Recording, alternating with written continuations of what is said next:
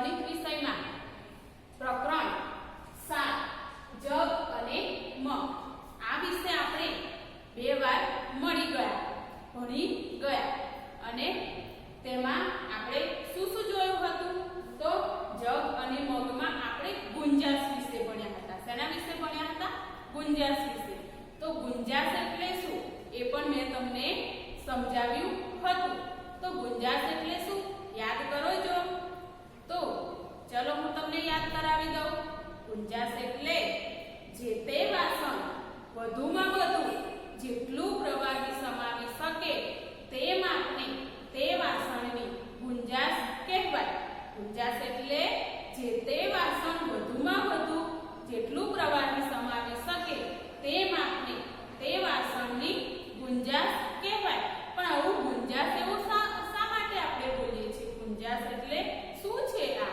તો ગુંજાશ એ પ્રવાહી વસ્તુઓ માપવા માટેનો એકમ છે ગુંજાશ એ શું છે પ્રવાહી વસ્તુઓ માપવા માટેનો એકમ જેમ કે પાણી દૂધ પેટ્રોલ પાણી આપણે ડોલમાં ભરીએ તો 2 litre 3 litre 4 litre 10 litre 15 litre 20 litre એવું ડોલમાં ભરી શકાય પછી દૂધ તો 500 ગ્રામ પછી 1 લીટર 2 લીટર એવી રીતે મપાય પેટ્રોલ 1000 લીટર 2000 લીટર એવી રીતે પણ મપાય તો શેમાં પેટ્રોલ શેમાં ભરાય ટેન્કરમાં ભરી અને મપાય બરાબર છે તો એમાં આપણે એકમો વિશે મેં હમણે કહ્યું ને કે લીટર તો લીટર એ શું છે તો લીટર એ ગુંજાશનો મોટો એકમ છે શું છે મોટો એકમ અને મિલીલીટર એ ગુંજાશનો નાનો એકમ છે તેને આપણે ટૂંકમાં શું કહેતા હતા મિલી શું કહેતા હતા મિલી તો આ તમને યાદ આવી ગયું ને તો મિલી એ શેમાં મપાય શું વસ્તુ માપવા માટે મિલીનો ઉપયોગ થાય તો દવા છે બેબીનું દૂધ છે આવી ઓછી વસ્તુઓ માપવા માટે મિલીનો ઉપયોગ થાય મિલી વપરાય મિલી બોલાય તો મિલીગ્રામ અને લીટર હવે આપણે આજે શું જોઈશું કોયડા ઉકેલના દાખલા શું જોઈશું કોયડા ઉકેલના દાખલા આપણે પહેલા સરવાળા અને બાદબાકીના દાખલા ભણ્યા હતા ને સરવાળાના મિલી અને લીટર વાળા દાખલા બાદબાકીના મિલી અને લીટર વાળા દાખલા તો એ દાખલા પણ તમને યાદ હશે અને હવે તો આવડી પણ ગયા હશે હવે આપણે આજે કોયડા ઉકેલના દાખલા જોવાના છે શું જોવાનું છે કોયડા ઉકેલ અહીં આપણને કોયડા આપેલા છે એ આપણે ઉકેલવાના છે શું આપેલું છે કોયડા એ આપણે ઉકેલવાના છે એટલે એવું આપણને કહ્યું છે કે કોયડા ઉકેલ ઉકેલવું એટલે શું તો ઉકેલવું એટલે તેનો જવાબ મેળવવો બરાબર ને તો હવે આપણે દાખલો ગણીએ તો આપણે દાખલો ગણી લઈશું પહેલા ના પહેલા આપણે શું કરવું પડે આપણે કશું પણ લખીએ તો પહેલા આપણે સૂચના વાંચવી પડે શું વાંચવું પડે સૂચના કેમ કે સૂચના જ્યાં સુધી આપણને ના ખબર પડે ત્યાં સુધી તેમાં શું કરવાનું છે તે આપણને ખબર પડે નહીં એટલે પહેલા આપણે સૂચના વાંચવી પડે તો આપણે સૂચના વાંચી કે કોયડા ઉકેલના દાખલા તો આ બધા કોયડા ઉકેલના દાખલા છે હવે આ વાંચ્યા વગર આપણને સમજ પડશે કે આમાં આપણે શું કરવાનું છે ના નહીં સમજ પડે તો આપણે પહેલા તેને વાંચીએ આપણે કેટલી વાર 2 વાર વાંચીશું તો જ આપણને આ વાક્યોમાં પણ સમજ પડશે બરાબર છે તો આપણે વાંચવાનું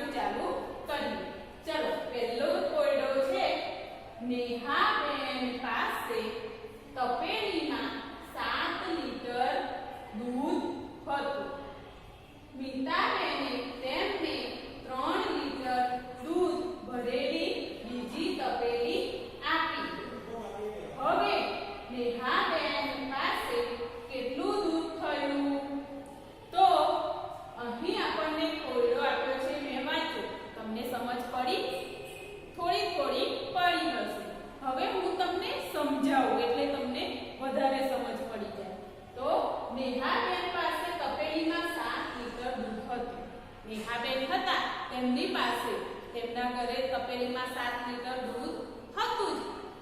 મીતાબેને તેમને 3 લીટર દૂધ ભરેલી બીજી તપેલી આપી.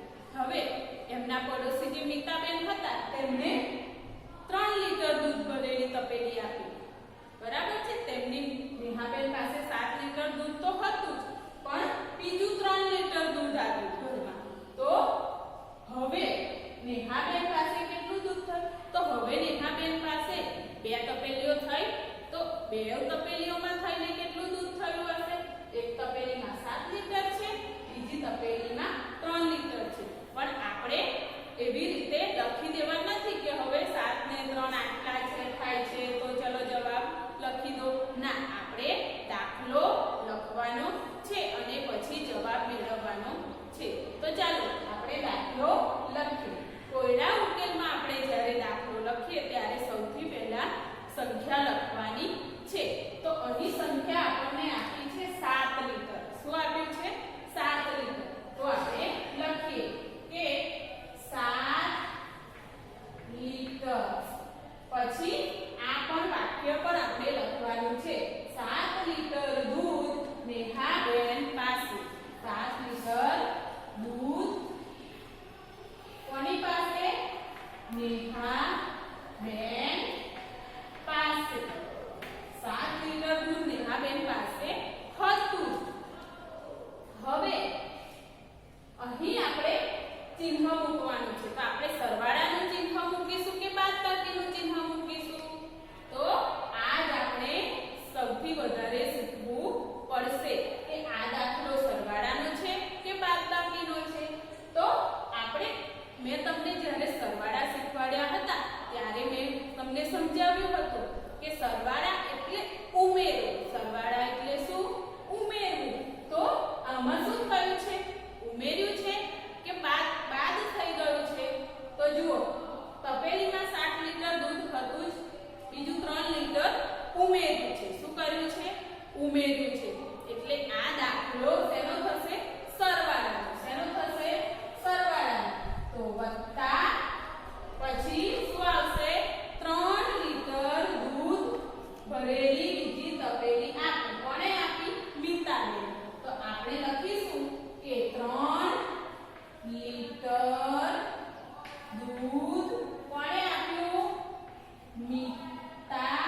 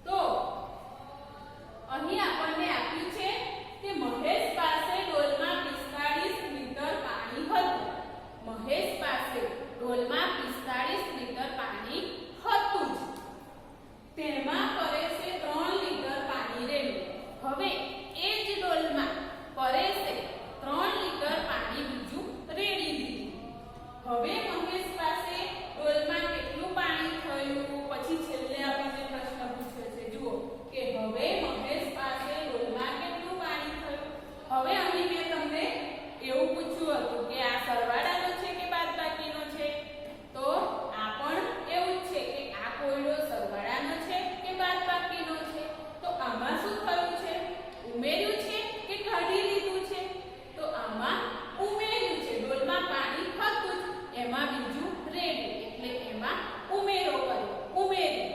તો એક વસ્તુમાં બીજું ઉમેર્યું એટલે આ શેનો દાખલો થયો? સરવાળા. હવે આપણને ખબર પડી ગઈ કે આ સરવાળાનો દાખલો છે. હવે આપણે સંખ્યા મૂકીશું. કોઈ પણ કોયડા ઉકેલનો દાખલો લખીએ ત્યારે પહેલા સંખ્યા લખવાની છે. તો અહીં શું લખીશું? પહેલા 45 લીટર પાણી મહેશ પાસે હતું.